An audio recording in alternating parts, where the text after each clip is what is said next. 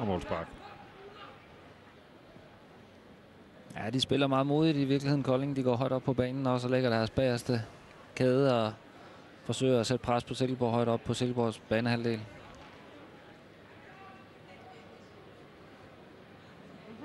De er helt sikkert ikke kommet ud for, at vi får Silkeborg noget.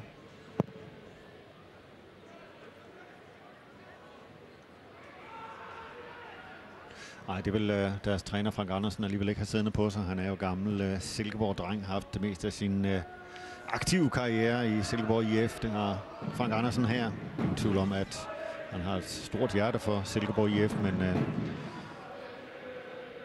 sådan noget, det tæller ikke i dag. Ulrik Petersen. Jeg tror helt sikkert også lige nu, der har han det større hjerte for Kolding. Ja. Som spiller godt fodbold, har gjort det fint i de første 20 minutter her.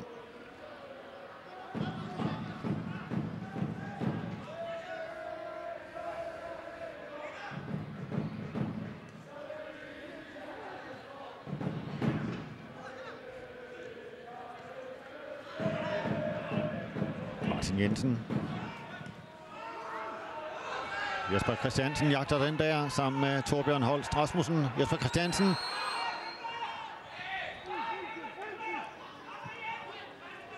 Og der er han i det. Lægger den ud til Michael Præst.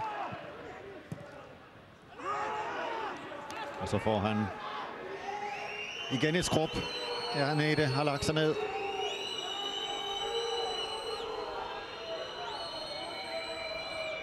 Ja, tager sig igen til knæet. Ja.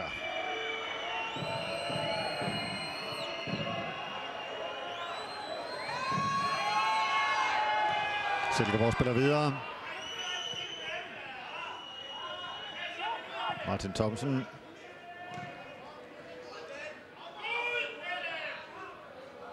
Henrik Tømmer.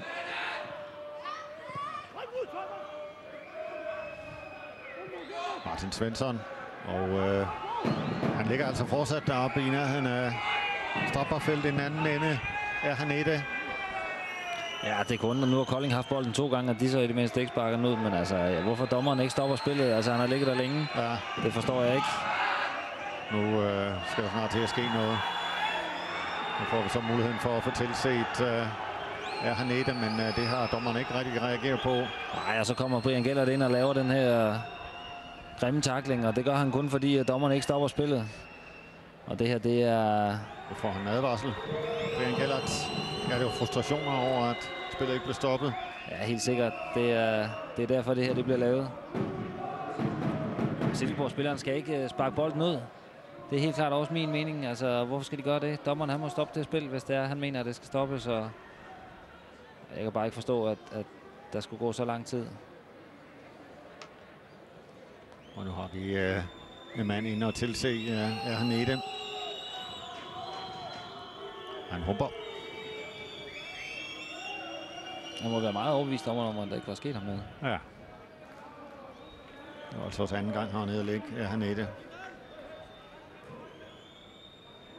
Spørgsmålet om han kommer ind igen. Som sagt, altså knæproblemer allerede i ugens løb under træningen.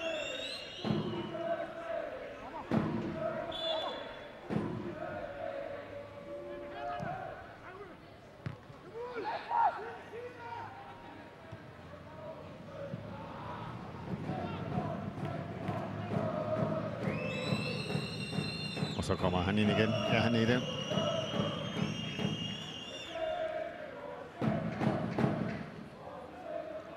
Kommer oprindeligt til Danmark til FC Midtjylland, inden han blev sendt videre til Vejle, og nu her i Kolding FC.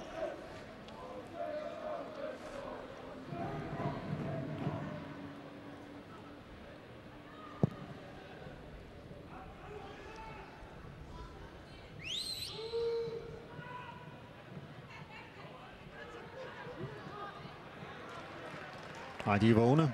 Kolding-forsvarerne, Lars Christian Nielsen og Nick Andersen i midterforsvaret.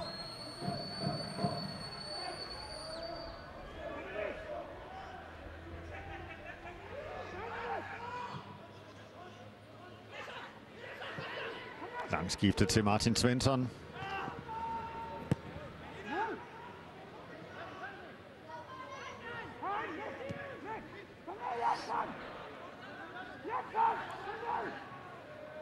Lystig.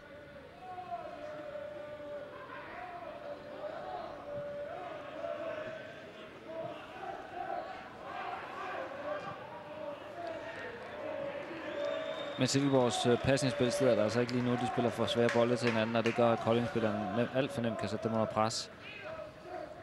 Ulrik Petersen.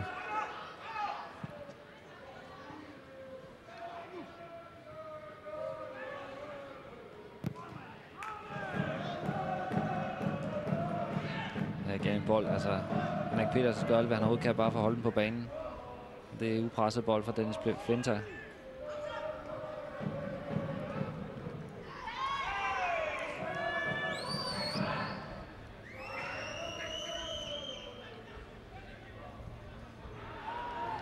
Martin Jensen erobrer. Ulrik Petersen til Michael Præst.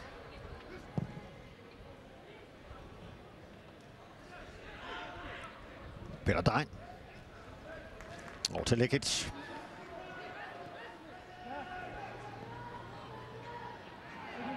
Han kommer ikke forbi Michael Præst.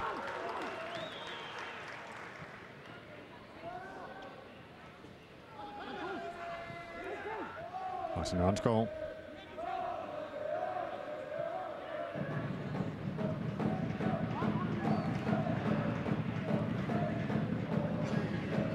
Dennis Flinter. Tømmer.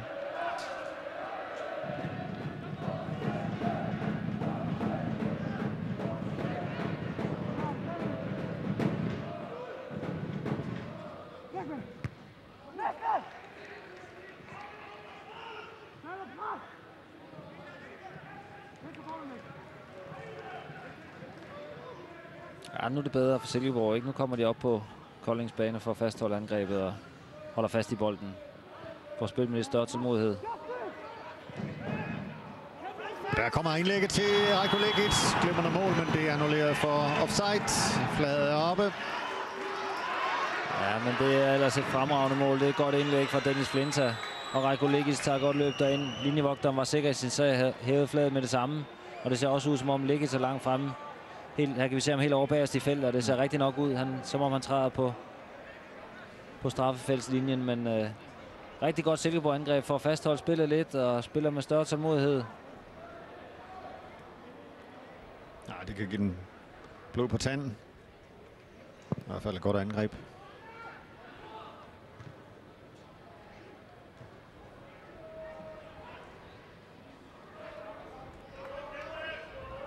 Peter Dein. Det er nærmest et skud på mål. Det bliver et skud på mål, men sanden om ikke den her havner i nettet. Peter Dein. Jeg ved ikke, om det var tilsigtet det der. Det kunne man godt tiltro Peter Dein, fordi han har en fremragende sparkteknik. Og får den altså loppet over den kun 20-årige keeper derinde, reserven for Theis Rasmussen. Michael Funk hedder han. 1-1. Ja, men det her, det vil jeg så godt sige, det her det er et indlæg. Altså, det her glimrende aktion af Peter Dein højst. Han kigger op, og så kigger han ind over igen. Og så rammer han den ikke helt, som han gerne vil. Det er jeg helt sikker på. Og så sejler den ind over Michael Munk i den anden side. Han har kigget op 2 gange, for han vil slå det her indlæg ind mod Rajko Lekic, men han rammer den langt. Alt for godt, virkelig. Og så sejler den ind over Michael Munk. Peter Dein udlignet til 1-1. Og ham vil de ikke beholde i Silkeborg. Hans kontrakt udløber her til sommerferien, og så har han fået at vide, at der er altså ikke en ny til ham. Nå, du tror ikke, det var tilsigtet, det der, Jesper? Jeg synes helt klart, det ligner, at han kigger op efter en afleveringsmulighed inden foran mål, og det gjorde han over 2 omgange. Men han har lavet lignende ting. Han har lavet gode mål ude for højre kanten, hvor han også har loppet den over målmændene og så videre, men det her, det var i hvert fald et frisk klok. Og ikke så godt målmandsspil. Nej, det synes jeg ikke. Det er vel en bold, han bør have. Jeg synes, han har en alt for stor chance for tidligt.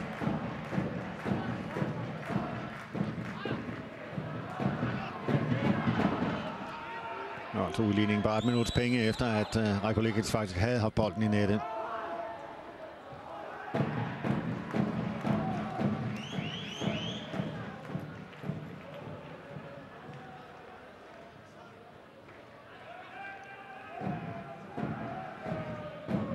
Ja, faktisk på den nærmeste ud af ingenting. Altså, ikke et mål, de skulle anstrenge sig for at få.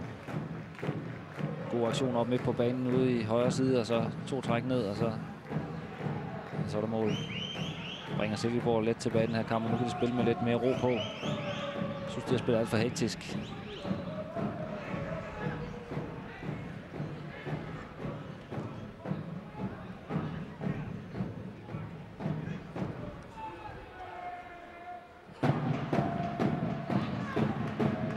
Martin Svensson. Og Peter Dein. Dein igen. Hvad så? Peter Dein. Skal det være 2-1? God dribletur, han tager. Peter Dein der får de åndespark ud af det. Ja, gode detaljer af Peter Dein. Tager turen helt ude for højre kanten igen. Kommer ind, snyder 3 mand. Og så er det Arnele rent faktisk helt over fra højre siden. Og der er det hele i den her dribletur. 2 skudfinter. Og så den der trækker han med fodsålen forbi. Lars Christian Nielsen, der sætter sig ned.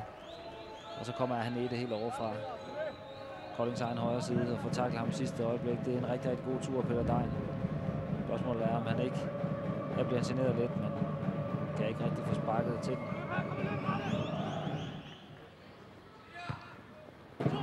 Ny mulighed til Silkeborg, og så klumpspil der, kommer den over stregen. Stadig, nej. Der var virkelig en bold, der dansede på Koldings målstreg i 2 omgange eller flere. Ja, vel sagtens i 3 omgange. Og så får han den reddet til sidst. Michael Munk her. Ja, men det var Torbjørn Holst, der havde store muligheder. Først så bliver den hættet godt ind. Det er Jim Larsen, og så er det Tømmeren, der kikser, og så er det Lekic, der kikser, og så er det Torbjørn Holst igen. Og de kan stå 3 mand og tage sig til hovedet samtidig. Ja, store chancer her til Silkeborg, der virkelig har fået smag for det nu. Ja, det har de, og vi kan også se, at de her dødbolde, der bliver lagt op omkring feltet, der har de jo bare en kæmpe force. Kolding har svært ved at klare situationerne af. Christiansen lægger den af med brystet til Hanette. Der ser frisk ud igen. God tur, han tager der, Hanette. Og hvad så? Martin Jensen. Ja, udmærket Kolding-spil. Så Tømmer. Steffen Ernemann til Lekic. Og Ernemann får den. Bliver ramt i hovedet. Bliver en aflevering til Tømmer, og vi skal have en hjælper ind til Steffen Ernemann. Han får simpelthen bolden lige op i synet, Silkeborg-spilleren. Ja. Sparket flugtede hårdt derop. Ja. Og lige på armen op i ansigtet. Nick Andersen. Ja, han er heldigvis ved bevidsthed, men det går ondt selvfølgelig på Ernemann. Ja, det gør det, men lige før det, der havde vi altså et rigtig godt Kolding-angreb. Hvor er Hanele, som de har haft store problemer med. Steven Lyst, de har haft problemer med ham. Og også Jesper Christiansen sætter ham op, og ja, det var lige før Martin Jensen han kunne komme til en scoring. Der har været masser af chancer faktisk i første halvleg i begge ender.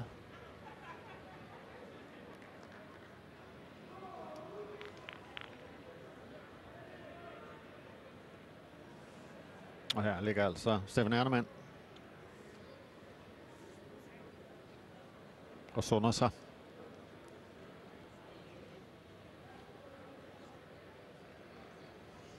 Ja, det var hændeligt uheld.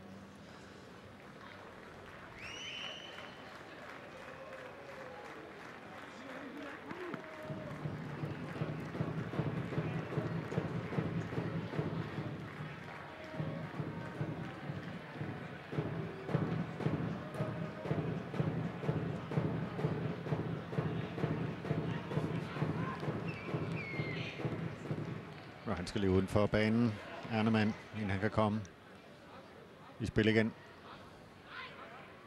Og dommer kan sætte spillet i gang.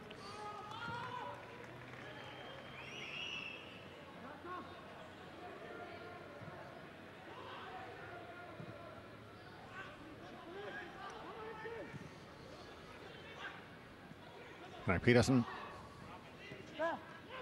Dein.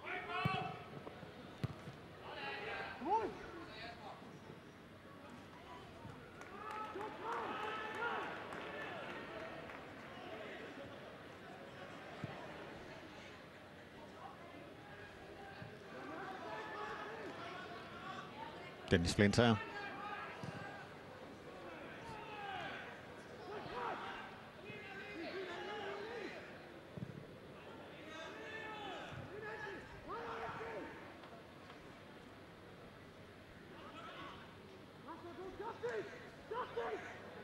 Indkast til Silkeborg. Man må jo også formode, som kampen skrider frem, at Silkeborg har en konditionel, fysisk fordel i forhold til Kolding. De træner mere, de lever mere som fuldtidsprofessionelle, Silkeborg end Kolding gør.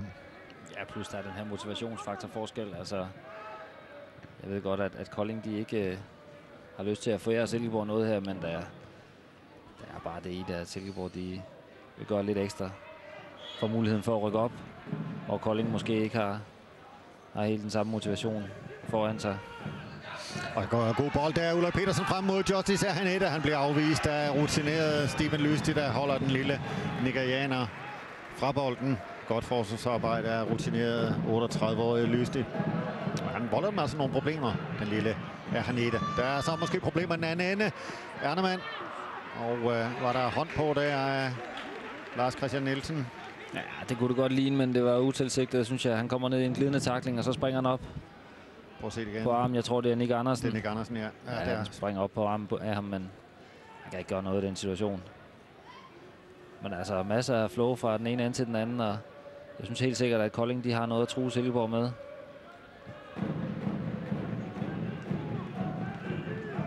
Martin Thomsen. Ulrik Petersen.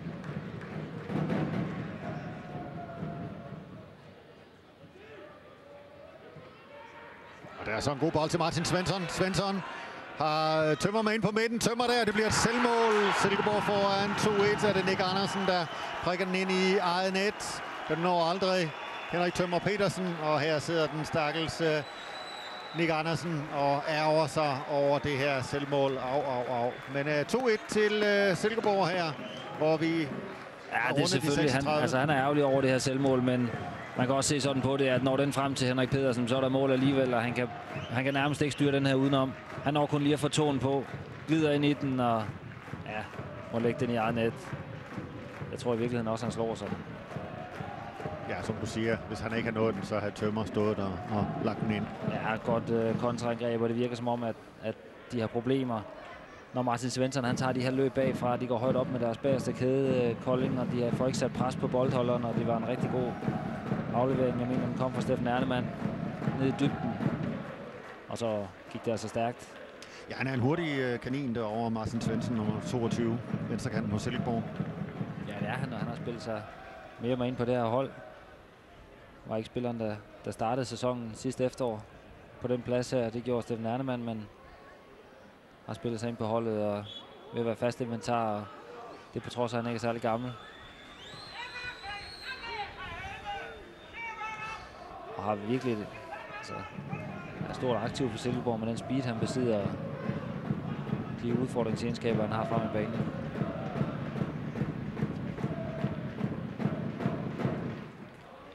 Likic offside. Denne gang er den i hvert fald god nok. Ja, men han er lidt for grådig, Likic. Han behøver slet ikke at tage sin løb så tidligt. Altså Kolding forsvaret går så langt frem, uden at der er pres på boldholderen, at han behøver overhovedet ikke at tage de her løb så tidligt. Og i virkeligheden så har vi også set, at Silkeborg er farligst, når løbet kommer fra Svensson og Dejen, hvor de nu kommer fra bagfra. Så de behøver faktisk ikke løbe på de her Tømmer og Likic. Jesper Christiansen, der bliver lavet frispark mod ham.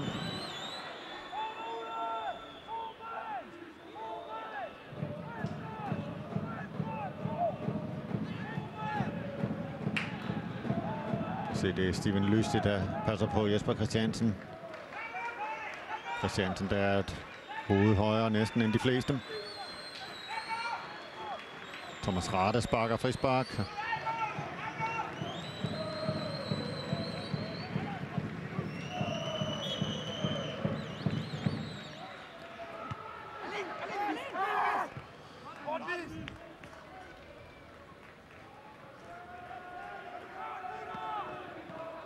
Ulrik Petersen.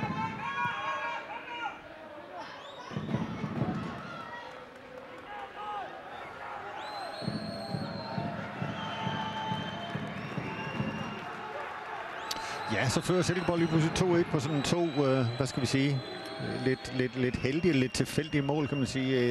Et indlæg for Peter Degn, der sejler ind over målmanden, og så et selvmål efterfølgende. Ja, jeg vil sige, at det andet mål, synes jeg er et godt mål. Det er et godt angreb. Hurtigt udført kontraangreb, hvor Kolding forsvar bliver fanget alt for højt op på banen. Men det er rigtigt. Det er som om, de ikke har skulle anstrenge sig ret meget for i virkeligheden at komme foran. Altså det har ikke været sådan, at det har været en Silkeborg-domineret, Silkeborg-styret første halvleg overhovedet.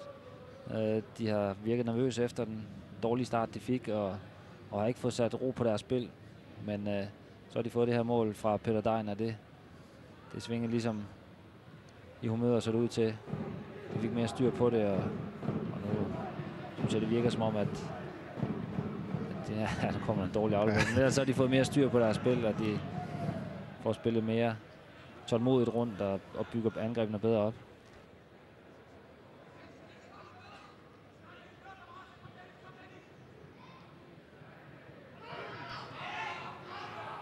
Martin Jensen, og der er Ulrik Petersen. Kommer så Michael Præst frem til Ernede. Ingenting der.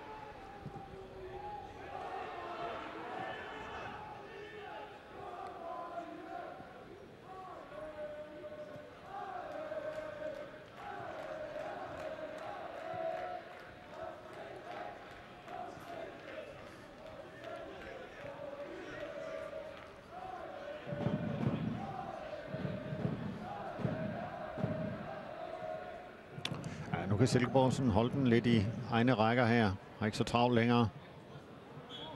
Nej, der er ikke, de spiller ikke stresset på samme måde mere. De lægger ikke lige så mange bolde op til duel. De forsøger at holde den ved jorden og spille fornuftigt rundt. Og det er klart, nu skal de heller ikke jagte noget længere.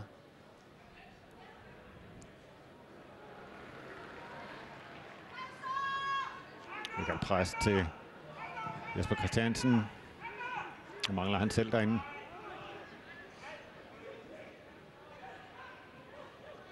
Ja, der er en god bold i dybden der til Peter Degn. Peter Degn helt fri. Kan han nu passere Michael Munk? Det kan han så let som ingenting. Peter Degn 2 mål i kampen, og Silkeborg foran 3-1.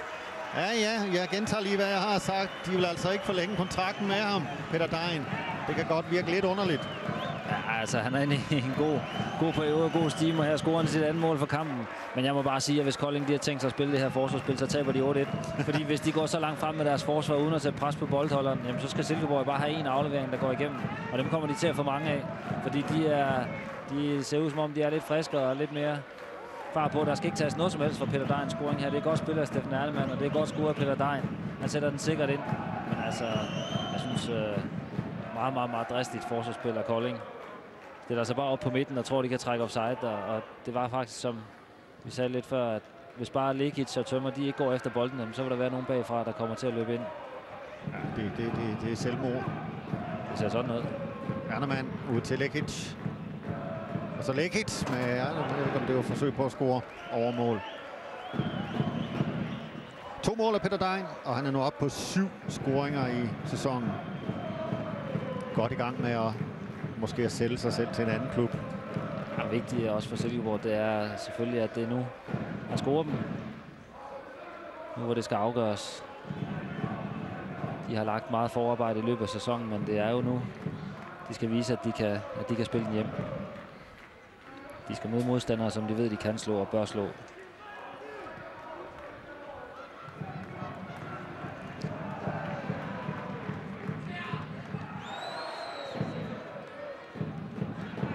Der er Degn igen.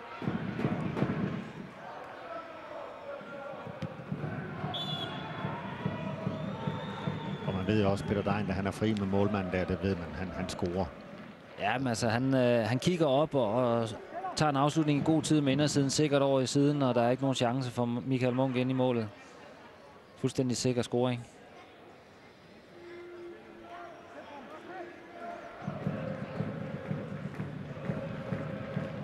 Tager frisparket her. Peter Degn. Han skyder vel direkte. Ja, det gør han. Og bliver bokset væk af Munk. Lidt urutineret keeper selvfølgelig dernede. Michael Munk, han er bare 20 år.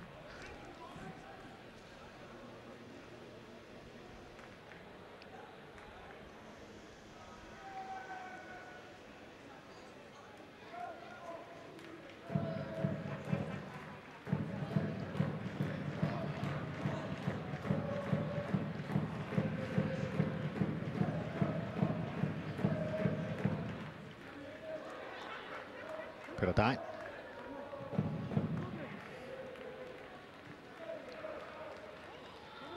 Torbjørn Holst. Og mod Lekic.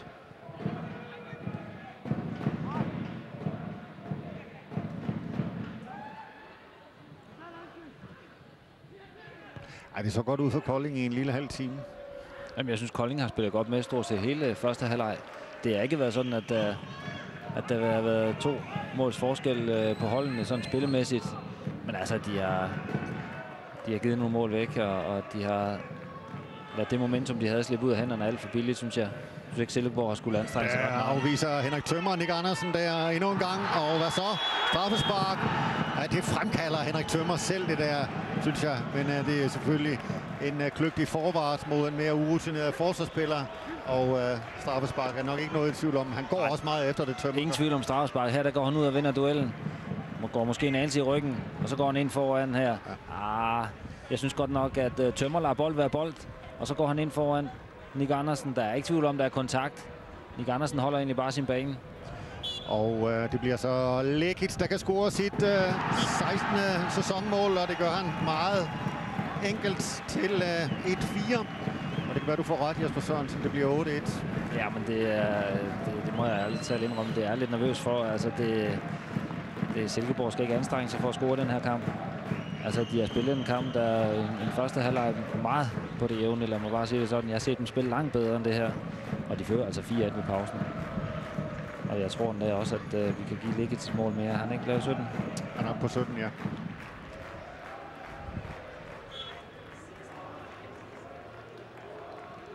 Så en chokføring til Kolding efter 2-3 minutter. Men så 4 mål på godt et kvarter til Silkeborg.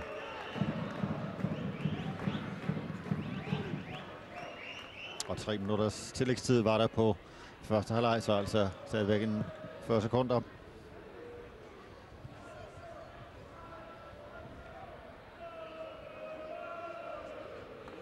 Men urutineret Kolding har gået så meget ned.